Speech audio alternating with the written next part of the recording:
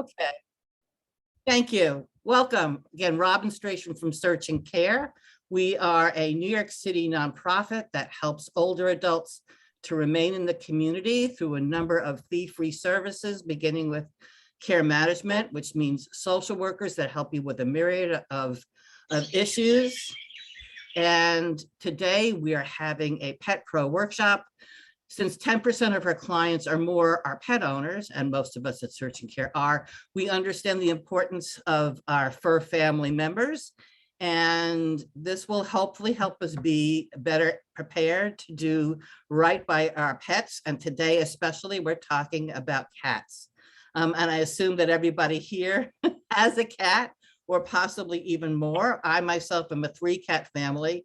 And I specifically asked Dr. Callie, whom I've met through another one of Search and Care's Pet Post speakers, Jorge Bendersky.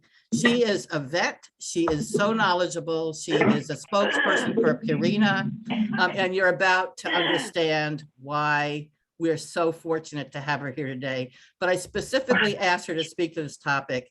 How do we make putting our cats in carriers a less horrific experience, not just for our cats, but for ourselves?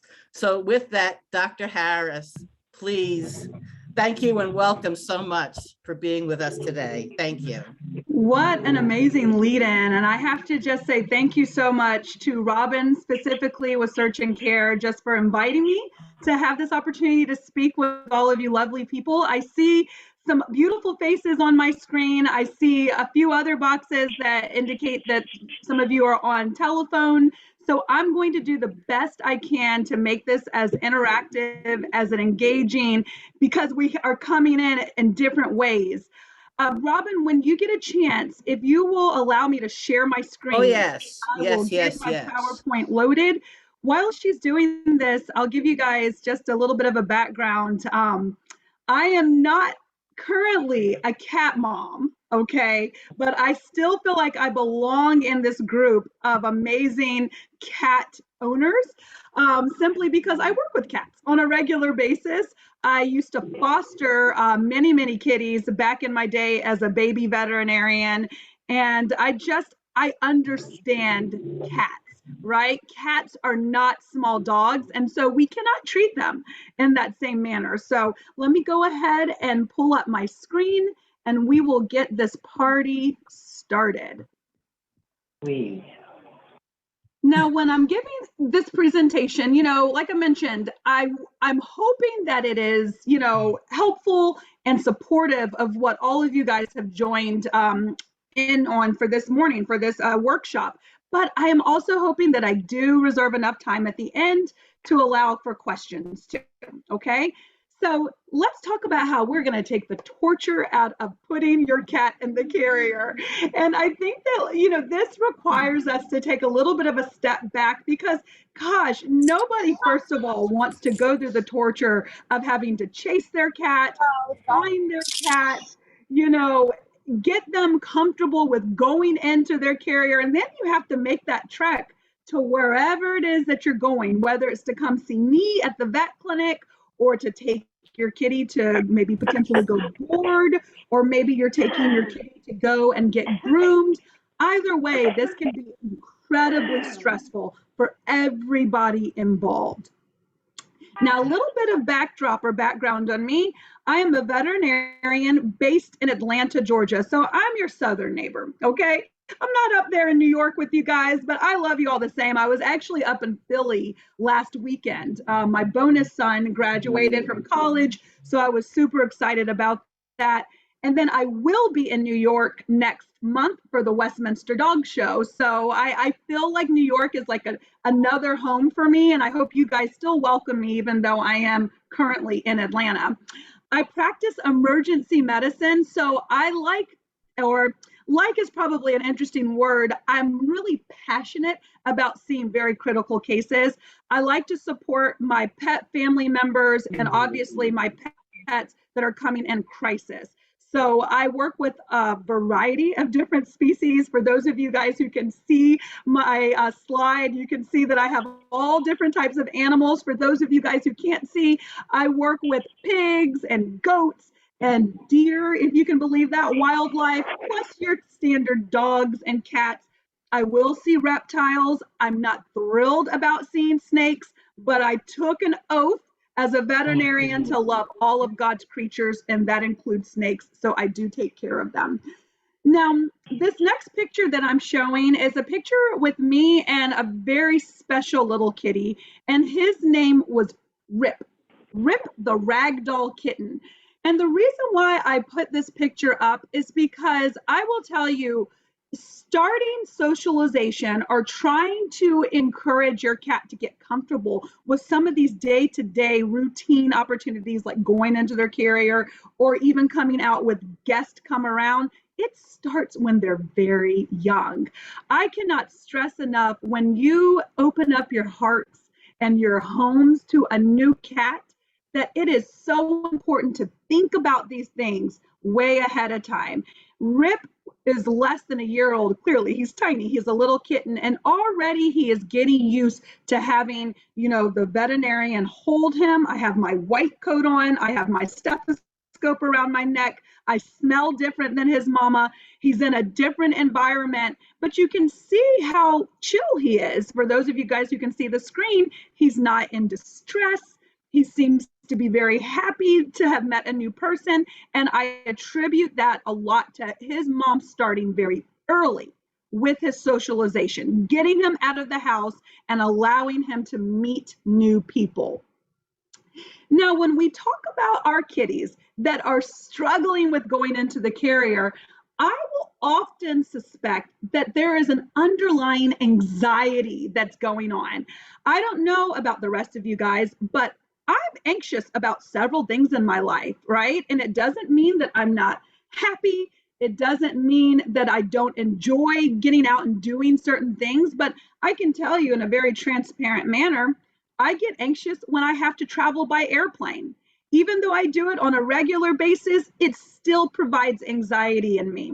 Maybe some of you guys have anxiety when you have to go to the doctor. I know I do, sometimes I'm like, I don't know what you're going to tell me, and I get a little bit anxious. Or maybe you have anxiety when you have new people coming into your home.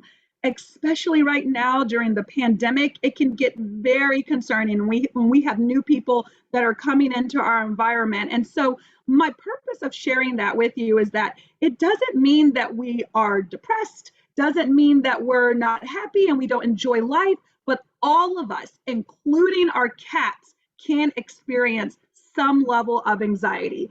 So let's understand what that means. First of all, by definition, anxiety is the anticipation of something harmful will happen when there is no clear threat. So let's think about that for a second. That means we are anticipating the sky to fall down or something really terrible to happen, even though there's no indication that that's going to take place. Think about our cats, right?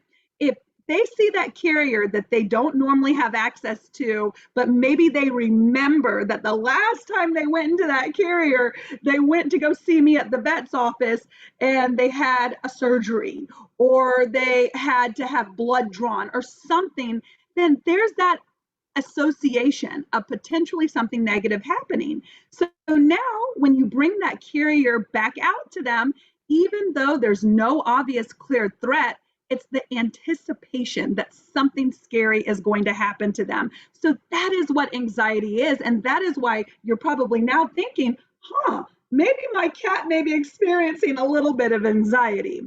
Now, the next definition that I want to share with everybody is fear. All of us are fearful of something, whether it's roller coasters or, really scary rides, whether it's a horrible taxi cab driver up in New York, whether we're fearful of, maybe snakes. I mentioned snakes earlier, but fear, that is a normal response to a threat, okay? But that means that that threat is there. If I were to go outside, I'm down here again in the deep South, we have a lot of snakes down here.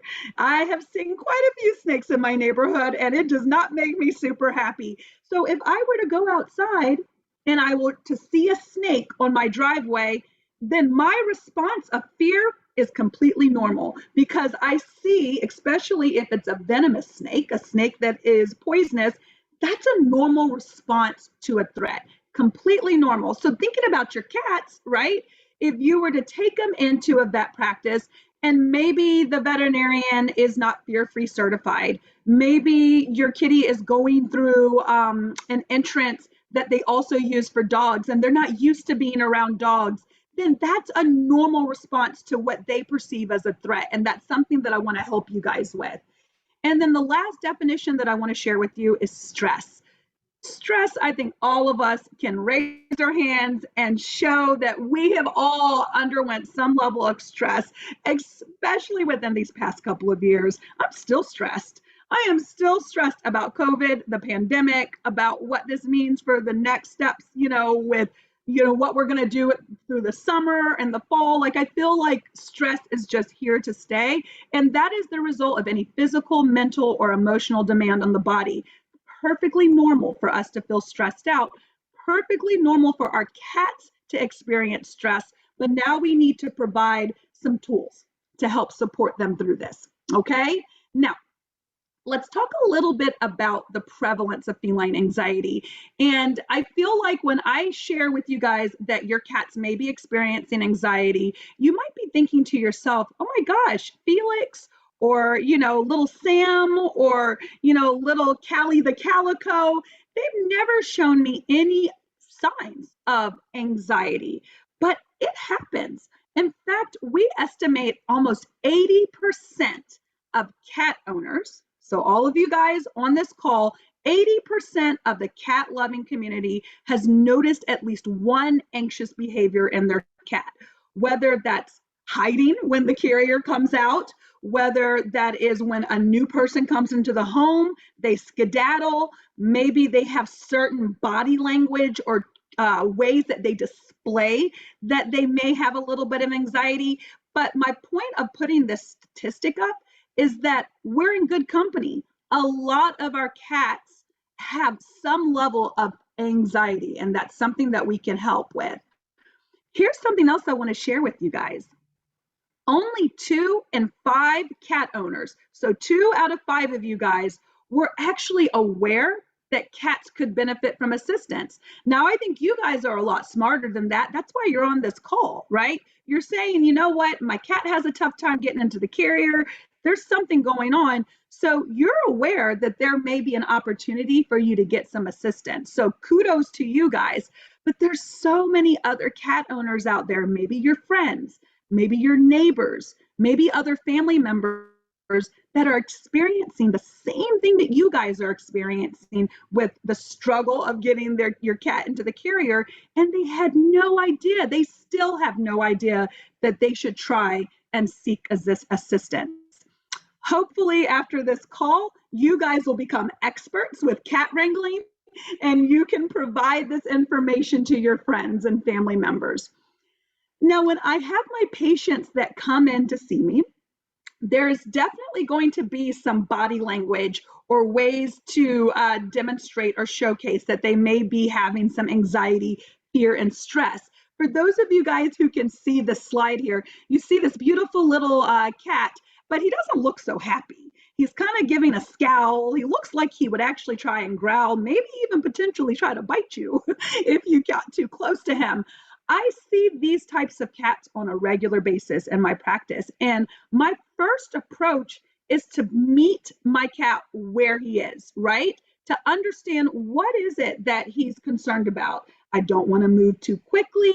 I might talk to his pet parent about, get a little bit more information as to why he seems stressed out. But that body language, that carriage, that facial expression that's demonstrated on this picture, that gives me a clue that we need to tread very lightly. So if your kitty is giving you that same look when you pull out that carrier, my biggest recommendation to you is to take a step back. let's not force the issue. Let's figure out or troubleshoot or find a way to make this whole experience of that kitty going into the carrier to not produce that look of anguish or anger or fear. Some other potential contributing factors to that same body language or why your kitty may be experiencing that concern. Think about anxiety associated with separation. Maybe your kitty thinks, oh, every time I go into that carrier, mama or papa drops me off somewhere to stay for days on end, and I don't see them and I don't know when they're coming back. So that falls under the bucket of separation anxiety. Another concern would be noise. Kitties, I always say this, they're not small dogs, okay? They're very special. They're a very special species, and we have to treat them for the specialness that they are. They can get very sensitive to abnormal sounds or noises. So think about this. Maybe the last time you put your kitty into a carrier, you took them on the subway, or you took them out into a crowded street and got into a taxi, and there were interesting noises that were loud, things that they're not used to hearing in your apartment, in wherever that you're living. So that may be considered a noise phobia. And so that's something that we have to be proactive and try to figure out how to counteract for them. And then fear-based behaviors are going to be my last little buckets, broad bucket or categories for these guys. So again, going back to the final destination for these kitties, I don't ever like to assume or think that wherever, whenever a cat goes into a vet's office, that is always going to be negative. But I do know that a lot of things that take place in a vet's practice, definitely it's not the idea of the cat, okay? They are not, volunteering to come in and get vaccines or volunteering to come in and have certain procedures done. So those are true fear-based behaviors. What my veterinary community, what we try to work tirelessly at, and something that I've become certified in, is trying to create a fear-free environment for our cats, because this is something that we know is a struggle, and it starts with you guys even trying to wrangle them into the carrier. We want to create an environment once you guys get to where you need to be, specifically at the vet practice or a grooming or a boarding facility, that we're upholding our end of the bargain too, and making sure that we're creating an environment that is more friendly for them. Now, let's talk a little bit about some other signs that your cat may show to you before the whole cat carrier trauma takes place, okay? Some clues that your kitty may also have some struggles with anxiety beyond just the carrier is if they have increase in house soiling. I don't know if any of you guys are experiencing this, but I have quite a few cat patients that urinate outside the litter box, and they'll come in to see me in the vet practice, and we do all different types of things to try and figure out why this is happening. And then ultimately, once we've ruled out medical issues, then it comes down to, well, maybe Felix is anxious about something and he's not going to his litter box like he normally does. If anybody on this call has a kitty that is house soiling, that is definitely something that I want you to start taking or paying more attention to, because again, that could indicate that there is some level of anxiety that's going on. Excessive pacing and meowing. I don't know if any of you guys have super vocal cats in your household, the ones that are singing the song of their people, that where you're like, just please be quiet, mama and daddy, we're trying to go to sleep. If they're doing that on a regular basis, it's cute sometimes. You're like, oh, that's really nice that they're talking. But if it's consistently happening, guys, then that may also be an indicator that there may be some anxiety that's happening. Now, reluctance to eat and drink, this is a big one. If you have a shy kitty where you've noticed that they're not going to their food and water bowl, sometimes it's days before you see that they're going there. If that's a consistent scenario, then I want you to start thinking this may be anxiety. What about those guys that are excessively grooming? You know what? One of the things that I love about cats is that they're self-cleaning. Very different from dogs. I have to take Noah, the little white dog that I showed to some of you guys, and Brittany, she's sleeping behind me, and being very nice, by the way. I have to take them into the groomer on a very regular basis, or I have to give them a bath at home because they don't know how to clean themselves. You guys are so lucky with cats because they come already self-regulated with their cleaning habits. However, if you're noticing that they're doing it constantly, or they're licking so much to where they're losing some of their fur, or where it becomes incessant to where, you know, the sound of the grooming and the licking is driving you insane, that means it's excessive, and that could indicate that they're also anxious. Hiding, I feel like that's self-explanatory, right? The ones that aren't coming out from underneath their bed, the ones that, especially when you have guests that come over and you can't find them, that could be an indicator. And then, of course, lack of social interaction.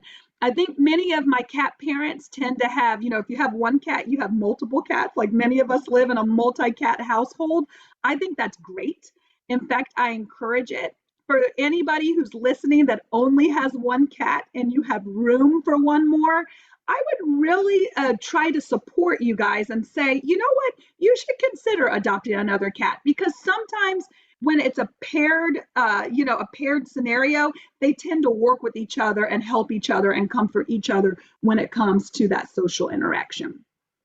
Now, as we already know, anxiety, getting our cats into a carrier, it's a big concern for us pet owners, hence why we're all here on a Saturday morning.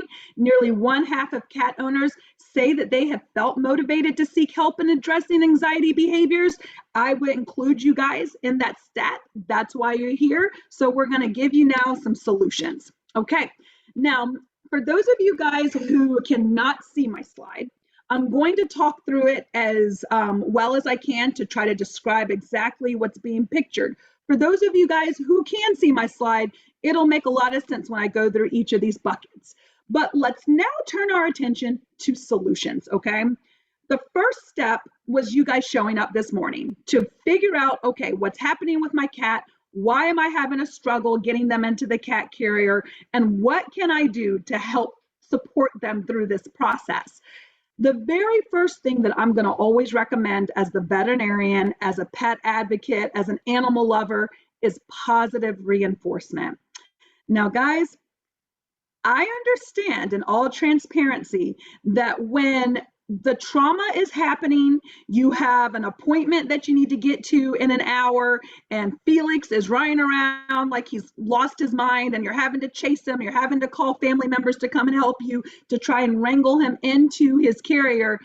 It's probably going to be very difficult for you to be positive when you're speaking to Felix. In fact, in those moments of stress and urgency, our cats can pick up on our tone. They can pick up on our facial expression, and that actually can continue to contribute to their fears and their anxiety. When they hear mama and daddy sounding really anxious about getting them into the carrier, that doesn't actually help. And so positive reinforcement is going to be key. Now, a tip for that is starting ahead of time. Let's say you know you have to travel with Felix coming up next Saturday, and you've got to get him into that carrier. You know that if you wait till the last minute, that you're probably not going to be able to say things in a very happy tone and have happy mannerisms. So plan ahead and start considering some ways to treat them, you know, setting them up for success, getting their favorite Friskies treats, or getting their favorite catnip, or getting whatever it is that draws their attention, and starting this ahead of time before that Saturday where you have to put them in the carrier. Maybe on Friday, you're bringing that carrier out for them just to see it, for them to sniff it, put a couple of treats in there, let them hang out, don't shut the door on them. And then when they go into the carrier ahead of time and they take that treat and they seem happy about it, that's when you celebrate and you say, good job, Felix. You're being a great kitty. Let me give you another piece of treat. And that's all part of the positive reinforcement. After you go through that bonding experience and that event of that positive reinforcement, then you can put the carrier up, let everything settle, and then hopefully the next time when you bring it out, maybe the next day when it's time to take them somewhere, they will now have that association with that positivity that just took place. And this is an exercise that you can do anytime. Even if you don't have any travel planned, let's say after we get off this call, you want to start some positive reinforcement opportunities, bring that carrier out. Spray it with a little bit of pheromone therapy, which I'm going to talk about. Get that cat's favorite treats out and make it more of a bonding experience versus this is what has to happen in order for me to catch my train to get where I need to go. Now, the next recommendation, and this is something that I have to share as a veterinarian, as a person who has a medical background, it's going to be pharmaceutical intervention. And when I say pharmaceutical, I mean medications. Now, for those of you guys who can see the slide here, you can see that I have a picture of pills, and those pills, those are actually, those are Xanax pills, I believe. And the reason why I have those pictured is because there's no shame in your cat or any of us needing some medical intervention if we have anxiety. Mental health is a big conversation, and it's something that often will create this negative connotation. I say, let's talk about it. Let's lift the veil off of, the negative imagery of it, and let's figure out a way how we can support each other and treat each other appropriately so we can maneuver throughout life happily. That is also going to include medical management for us as well as for our cats. Now, before you pull out your own personal Prozac or Xanax and start giving it to the kitty, I want you to take a step back and first things first, talk to your local veterinarian about it. What I'm sharing with you guys is that we use both of these medications in cats, and both of these medications have fairly good responses in kitties that have anxiety with very minimal side effects. So I wouldn't say that every cat needs to go on either one of these medications, but if you find that trying to put your cat into the carrier is causing pain for you physically because you're getting scratched up, it's causing way too much stress for your cat, and this is a consistent scenario, then medications will be your friend. What I like about medications is that you give it to them ahead of time. So before the drama and the trauma happens, they're in a space mentally where it's like, listen, lady, I don't care what you do. I feel good.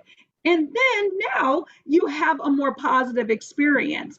Something else I will share with you, once you start these medications, it doesn't mean that they have to stay on them forever. Often, and it's the same thing with humans, I think about it as just a way to support during that period of time. And every patient, every human is going to be different with the longevity of our anxiety. So for some of my cat patients, I might reach for Xanax because it's more short acting. It's going to get in of their system and then get out. And maybe I don't have to use it on a regular basis. Prozac, it's going to be reserved for those cats that have that chronic history of it just really being a tough time for them to cope. And so they need to be on something more long-term, okay?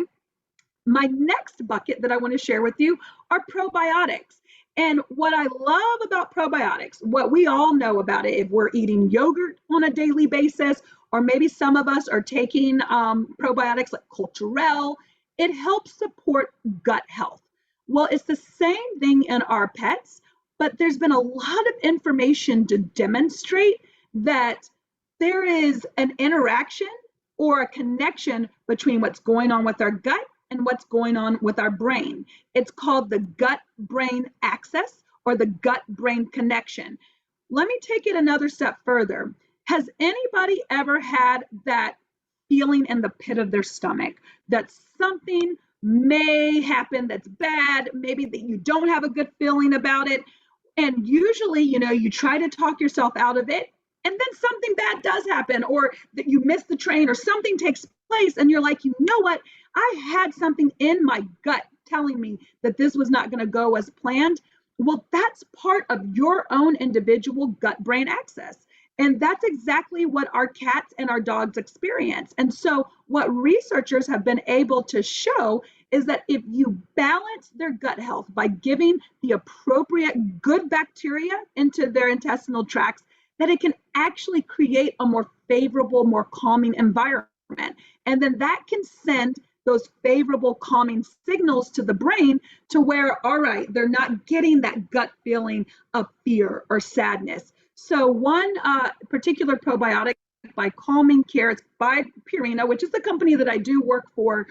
This is actually a great resource, a great tool that I would encourage you guys to talk to your veterinarian about. What I like about this particular probiotic or this particular way to manage is that it's not medications. So it's something that your cat can take on a daily basis. It promotes overall health, doesn't cause any side effects. So please talk to your veterinarian about it. Last but certainly not least is going to be supplement and pheromone therapy. So I don't know if you guys use catnip in your home or use those pheromone diffusers like Feel Away. If you've never heard of this, you're going to hear from me first right now. Invest in a Feel Away diffuser. If you don't know what I'm talking about, let's talk about it a little bit more at the end of this presentation, because I want to support you guys in the next steps. Feel Away, it is this pheromone that gets emitted out into your environment, and you can give it to them either with a collar around their neck, or it's a spray that you can spray in their carrier. You can spray it on your clothes, but ultimately cats, they're the type of species that respond very much to pheromone signaling. And so if something doesn't smell right, then they know something is off. And so this is a way to try and help support them. I like having these diffusers in my pet parents' homes, especially if they're going to have guests that are coming over. Let's say it's the holidays, maybe it's Thanksgiving or another holiday where family's going to come over. Then, and you know that your cat gets stressed out with new people into the household, go ahead and get you some sort of pheromone therapy that you can set up in the room, in your apartment, wherever you are, to try and help support with that pheromone therapy. All right, something else that I want to share with you guys as we get closer to the summary slide. This is something I feel very strongly about, and that is making sure that you connect with a veterinarian or groomer or boarding facility that is fear-free certified.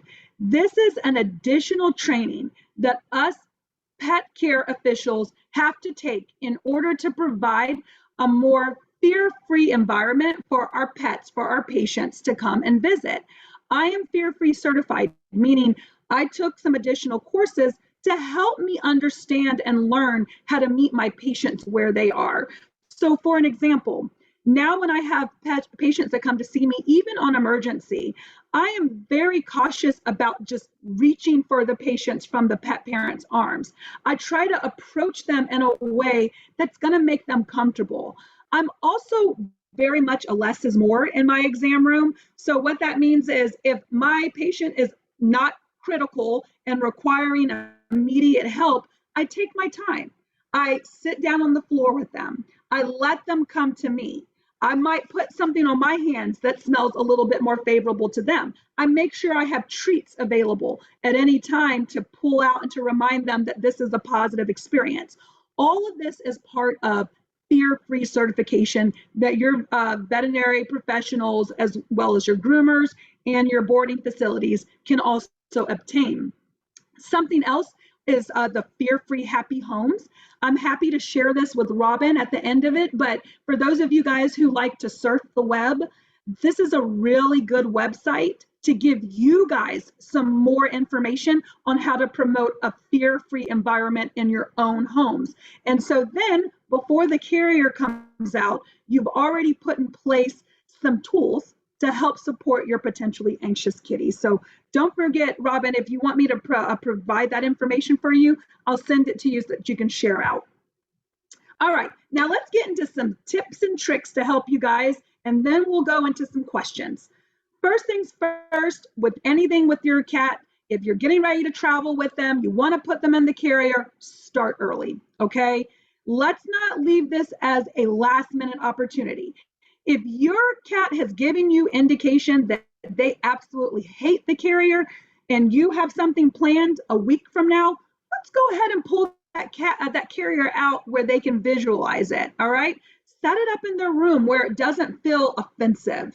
Maybe go ahead and put some treats in it or around it. Maybe you go ahead and grab one of those feel away or pheromone diffusers and start, spraying that out into the household ahead of it. The key is just to start everything early. So then it's not becoming this urgent scenario.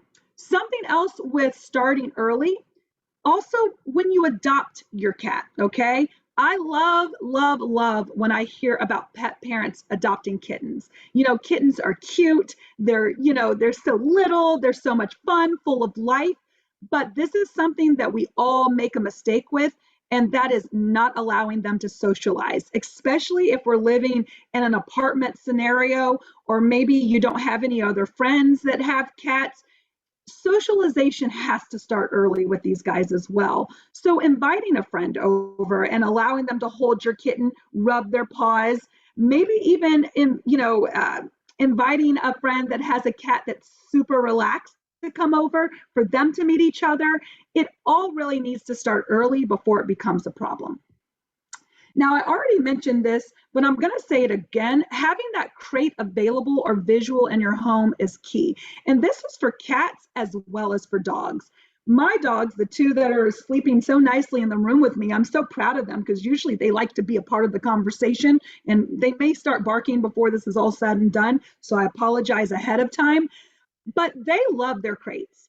And the reason why they love their crates is because I have introduced it to them at a very early point. So their crate is almost what they consider a safe space. It's not just automatically the vehicle for them to go see my colleagues at the vet practice or to go to the groomer. It is somewhere that they can retreat to. And I have both of their crates set up in my dining room, actually downstairs, and I have it filled with, a doggy bed. They have their little squeaky toys. For Noah, the little Bichon poodle mix that I showed you guys at the very beginning, he likes to be fed in his crate. So I bring his food in there. Brittany, she prefers to have dinner with the rest of us out in the kitchen. But two different dogs, and I try to meet them where they are. But the purpose of that is just to have your crate available or visual on your home so it becomes more of a safe space. Be mindful of scents. This is my next tip for you guys. So when you are traveling with your cat in the carrier, making sure that you bring a blanket or a piece of maybe a clothing material that you wear or that your cat is used to, putting that into the carrier with your kitty can make all the difference. Cats are really sensitive to different scents because then they know stranger danger. Something's happening. This is different. This is not my normal environment. So be mindful of that and try to provide something that reminds them of home or at least evokes more of a positive experience. Test run is my next recommendation. For those of you who are just getting started in your journey of cat ownership, and maybe you have no idea how your cat is going to be when you bring out that crate and have to load them up and go to the vet's office, do a test run or two. Go ahead again, bring that crate out. Maybe put them in it and take them for a walk around the neighborhood, or for just a very quick drive in the taxi, or maybe just take them to the subway or wherever that you guys are going. But the goal of that is to not make that final destination that first time be the vet's office, because you want them to experience the traveling aspect without it automatically meaning, okay, now you're about to get neutered or now you're about to, have vaccines done. So try to do that test run ahead of time and before the main event is going to actually take place. And then, certainly my next recommendation is positive reinforcement. This is key. This is going to start also with being early with your test runs before you get angry and upset and urgent. Positive reinforcement, bringing that energy down and reminding them who's in charge and that everything's okay. And then if all else fails, medical or supplement intervention, okay? As I mentioned previously, there is no shame with having to give your cat or yourself medications to help with any type of anxiety. So let's just take the negative imagery of that away. All right. Now, Robin, I'm getting into the next portion of our conversation, which is going to be the Q&A. And so I know that some of you guys who joined said, hey, wait a minute, I didn't get to ask my question. I didn't get to enter any questions. So hopefully whatever you were thinking in your mind, it might actually be on the slide of questions. And if we have time at the end, I'll try to do the very best I can to answer some other individual questions. So the first question that came through from you guys is, what are some of the human foods, fruits that are toxic to cats? This is big, right? Because especially if Dr. Callie is saying, oh, treat them, give them some positive reinforcement, we certainly don't want to do anything that's going to cause harm by giving them something that's toxic, okay? So where I like to start with that with my cat parents is any type of chocolate, anything that contains caffeine. Even if you like to drink alcohol, our cats should not be drinking alcohol, so no alcohol for them. Raisins, grapes, these are fruits that should not be given to kitties. Onions, chives, garlic. This is all very yummy to us, makes our kitchen smell very fragrant, but if it drops on the floor, try to get to it immediately because that can be very toxic to our cats. Certainly certain fruits, citrus fruits, especially those that contain like big seeds in them or a lot of pulp, that can be very difficult for our cats to maneuver through. So I don't really encourage anything that has like a big pit or a big seed in it. That can be very dangerous. And this isn't necessarily something that we routinely will eat in our kitchens, but a big toxin that I see very commonly in my emergency room are toxicity to lilies. All of us love flowers. Lilies are beautiful, but guys, lilies are deadly to cats. And there are certain types of lilies that I'm happy to share with Robin, provide a list for you if you'd like.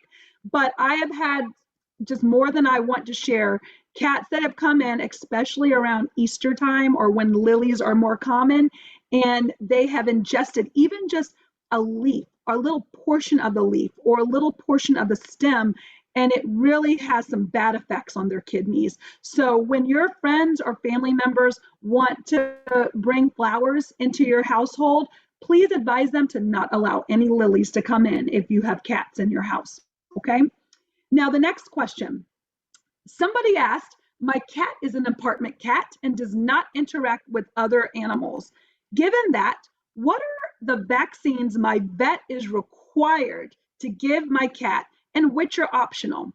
I love this question. I get this question all the time because at the end of the day, we want to do what's best for our cats, but if we understand their lifestyle and know that maybe they're not hanging around the neighborhood and, you know, meeting a lot of new friends at a cat park or what have you, then maybe they don't need the laundry list of vaccines that we might have available at the vet's office.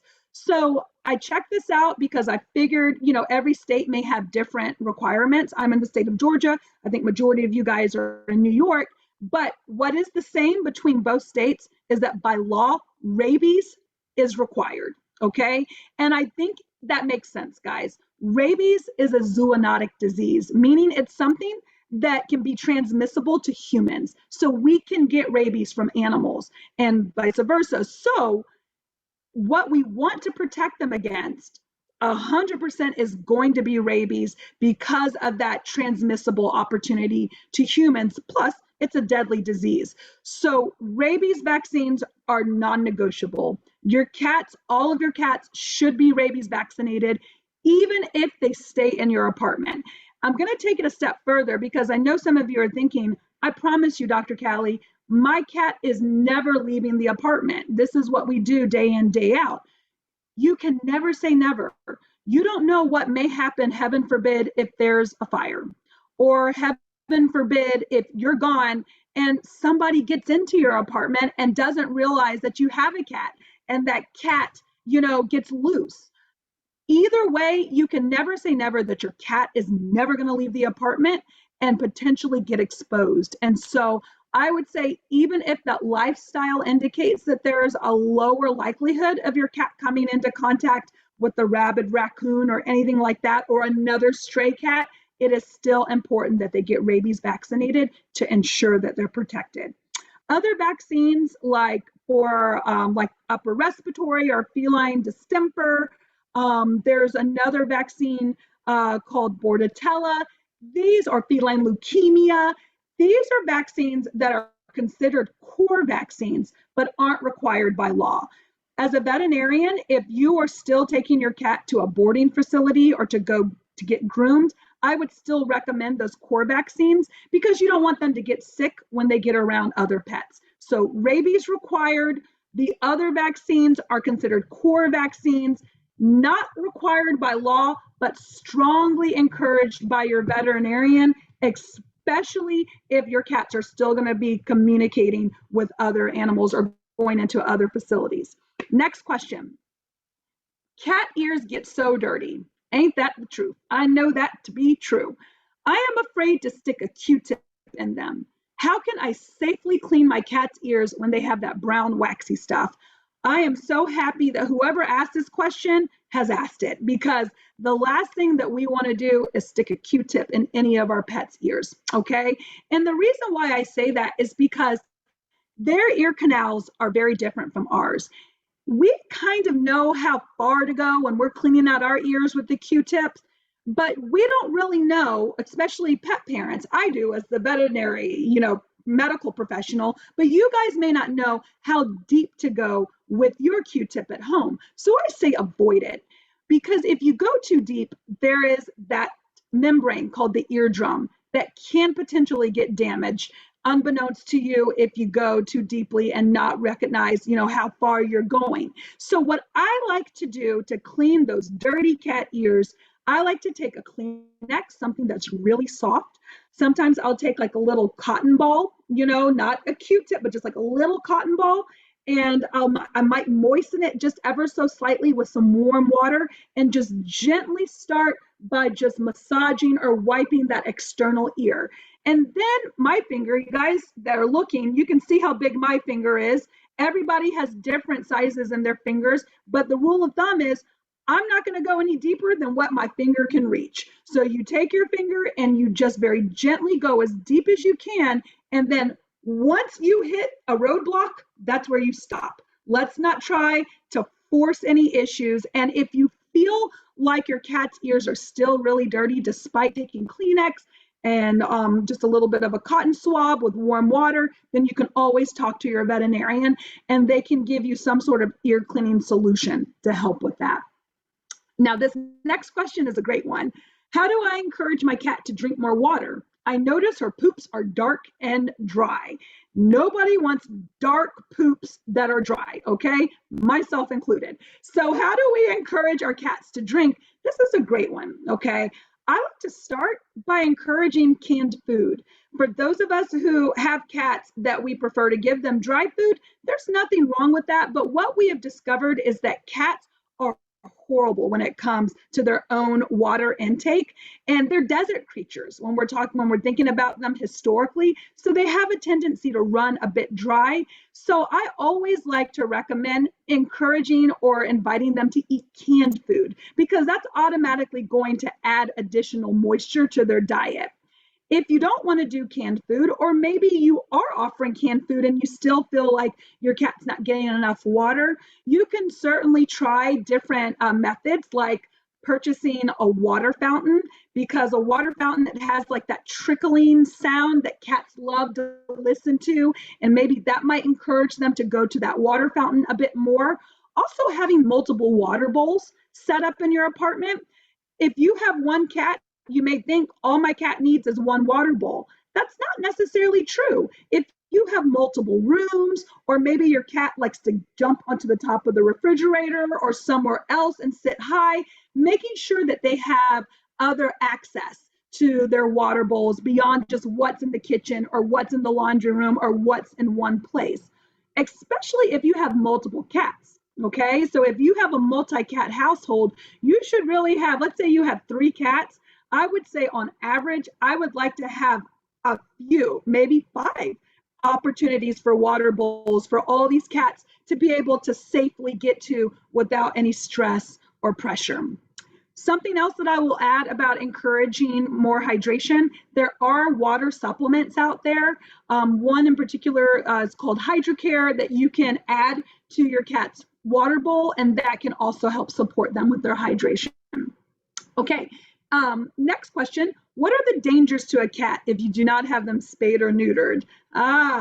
This is a good one because I know, especially, I mean, maybe this is too transparent, but I have a lot of male clients that struggle with getting their pets neutered for some reason. And, you know, especially down here in the South, it's like a badge of honor for some of my patients to still have their testicles. And I'm like, guys, they don't need them. So let's get rid of them. I just, you know, like this is just a moot point. And so my answer to that question about the dangers for your cat if they don't get spayed or neutered, there's a couple of dangers. Number one is a big one about the overpopulation of unwanted pets. If your cat were to get out and to hook up with a friend outside, they could potentially produce more babies. And then now we're just contributing to the overpopulation of cats. We have way too many cats that need homes, so let's not add to it, okay? So that's one. If we don't get our cats spayed or neutered, there's a possibility of unwanted pregnancies. The next is these particular organs, testicles as well as the uterus, because we know it's a safe and effective way for population control, because we know that if we're not going to be responsible with breeding any of our pets, that they don't necessarily need this. We also know that this is just an additional part of their body that can collect cancer, uterine cancer, testicular cancer, mammary cancer, so cancer like breast cancer, all of that can be lined up to hormone production. And if you don't need those sexual reproductive organs in your pet, get rid of them to try and prevent any potential cancer that may take place in the future, okay?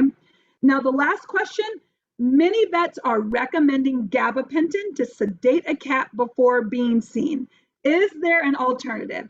So what I will share with this person who asked and everybody else that's listening, I actually love gabapentin.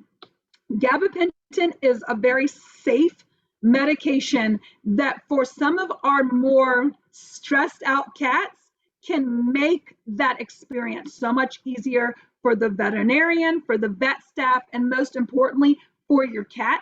So I actually think that that's a really good medication to have on tap if your veterinarian recommends it. Now, it's going to be case dependent. I don't think every cat needs to go on gabapentin, but I would encourage you to work with your veterinarian specifically to see if your kitty is a good candidate for it.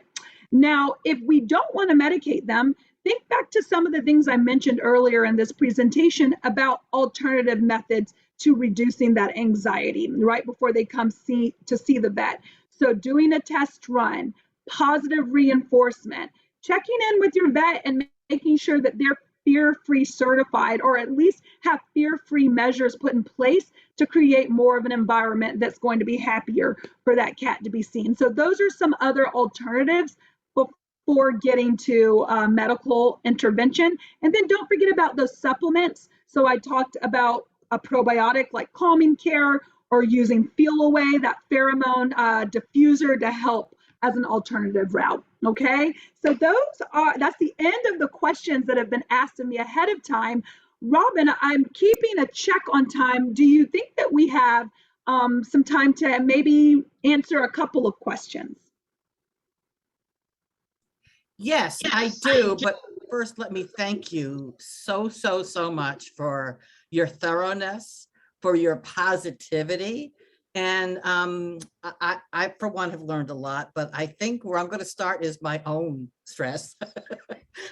I think many of us who've had this negative experience, we go into it with the high stress already. So I know where to start, having listened to you. I'm gonna unmute as many people as I can, but I especially, let's see, I'm not sure how to do this. And there was actually, while you're working on that, there was a question that came to me Yes. directly via chat. And this is from Jill. She wants to know, what is the best method for putting a cat in the carrier? Which, this is a great question. And so I'm so glad you brought this up, Jill. And she wonders, should we put the carrier on end and then drop the cat in it? Or do I have some other recommendations? That's fantastic, because I do. So my first recommendation is trying to let your cat walk in it on their own. And some of the tips that I shared, as far as starting early, positive reinforcement, creating a safe space or safety net in the carrier ahead of time. So hopefully we don't have to force them in it. Now, I recognize that that may not be feasible for a lot of our cats. So my next recommendation, let's say we have our cat.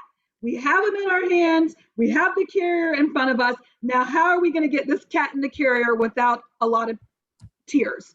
So I actually like those cat carriers where you can lift the top off and then very easily put the top back on. So lifting the actual top off of the carrier, setting your cat into the carrier, and then putting the top back on, to me, is the one that's most least traumatic. The last recommendation, and I think you've already hit on it, if you do have a scenario where time is of the essence, you can't remove the top of the carrier as easily as possible, then certainly, putting that carrier on the end and just very gently just trying to get that cat in there and then closing the door as quickly as possible. It may also require having a friend to help support you, but I can't say it enough. Trying to get before that with the positive reinforcement, the treats, is going to be my top recommendation. Okay. Good question, though. I want to ask my colleague Jacob, if you're listening, to help me unmute everybody. I made you a co-host. I've been trying to unmute everybody, and I'm not succeeding. Do you know how to do that, Dr. Callie? What? I'm even more impressed with your multitasking. Well, one thing that we'll have to do, I think I would probably have to get back my co-hosting abilities. So let's see. You still have them. You're still a co-host. Okay, stop video chat. Because the person I would like to ask a question is, who said early on that they had one? It was Francine Phillips, and I know you're here somewhere. So, well, and I see a few people that actually on the participant list are not muted. So I think that they've unmuted themselves. So good for you. I see Anna, Maria, and who's that? Who's unmuted? Hi. Hi, me. Hi, Rick. I just want to tell you that my carrier stays in the living room all the time with the door open. And Trish has decided that that's a pretty great place to sleep. So periodically, she'll spend several months just sleeping there during the day. Yeah. There's still a hassle getting her in, but again, she herself has decided that it's an okay thing. Good. That's an okay vehicle.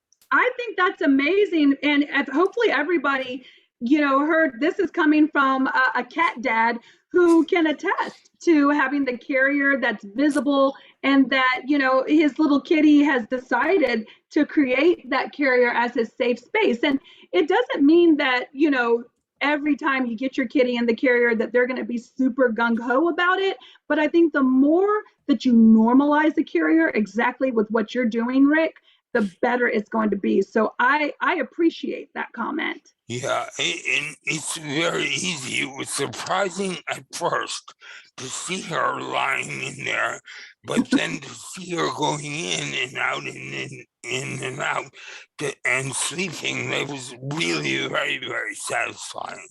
Yes, I agree 100%. Thank you for sharing that. Well, I'm so sorry, but we've actually timed out. And I'm sure that you have other questions for Dr. Callie. So, Dr. Callie, would you please explain what we're looking at now? Yes. Well, first of all, I want to say thank you to everybody who has joined this call today.